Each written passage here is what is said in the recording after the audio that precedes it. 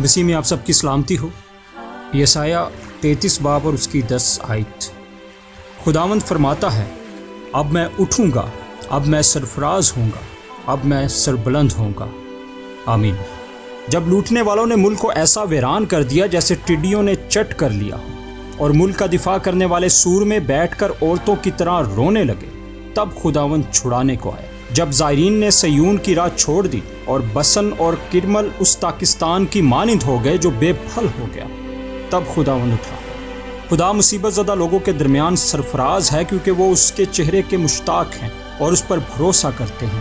وہ اس وقت اور بھی سرفراز ہوتا ہے جب ان کے پکارنے کے جواب میں وہ اٹھتا ہے، انہیں چھڑاتا ہے اور ان کے دشمنوں کو مغلوب کر دیتا ہے۔ کیا آج ہمارے لیے غمگین ہونے کا دن ہے؟ تو امید رکھیں کہ ہمارے چھٹکارے میں خداوند جلال پائے گا۔ کیا ہم دل سوزی سے دعا مانگتے ہیں؟ کیا ہم دن رات اسے پکارتے ہیں؟